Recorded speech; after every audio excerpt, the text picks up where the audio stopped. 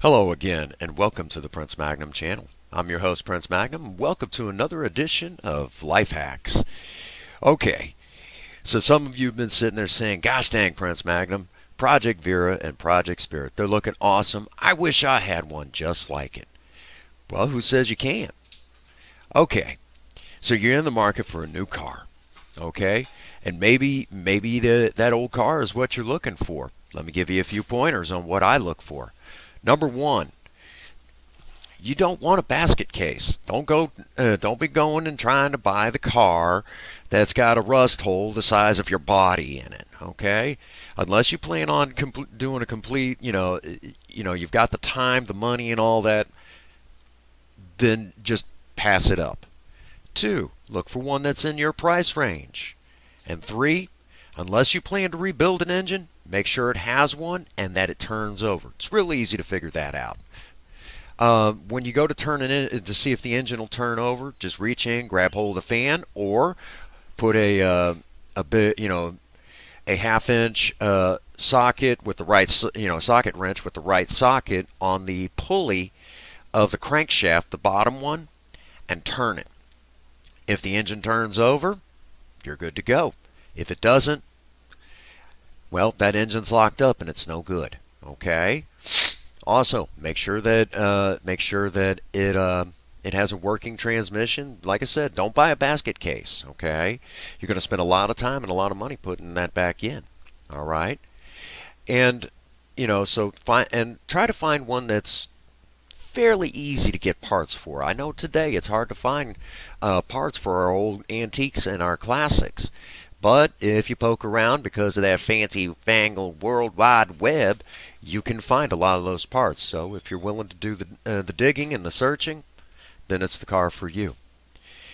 I will warn you though, if you're looking for that American muscle car from the 60s or right at the turn of the 70s, good luck. Most of those are very hard to find now, and they're very expensive. So just kind of a heads up. I've seen them where they were just basically, you had a body and a frame, and that really wasn't much to speak of.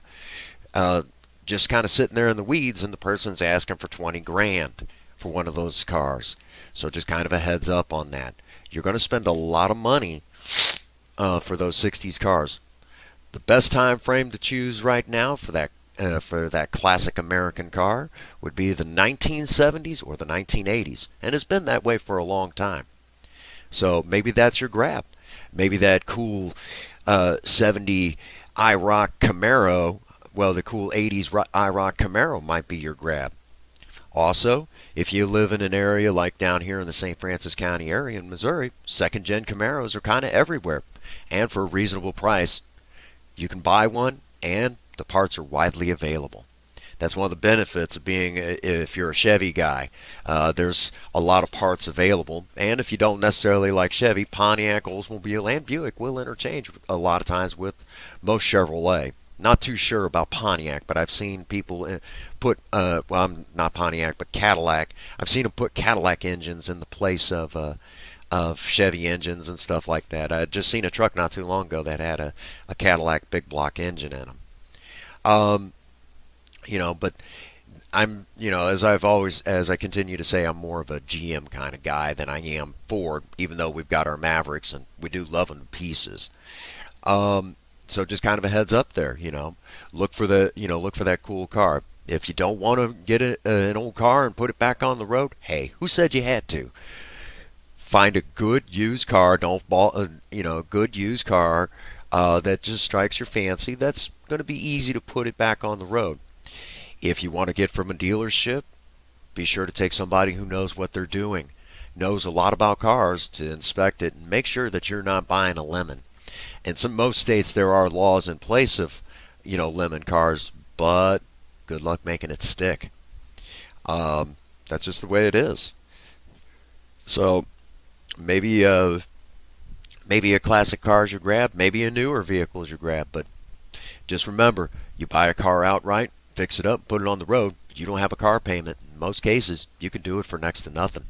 To give you an idea, we still haven't broke the $2,000 marker on putting Spirit back on the road. and that's including buying her. So something to think about. Now, pretty soon, Vera will be on the road, and she'll be doing what she was always meant to do, which is, get you from point A to point B with a lot of style and at an affordable price. We bought her for $250. They were going to send her to the crusher.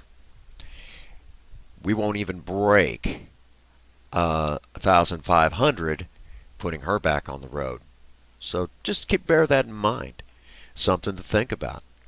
You know, the cool thing about having cars like, the old cars, if you spend a little bit of time and effort into it, you get something much better than what you could have gotten if you went to a dealership.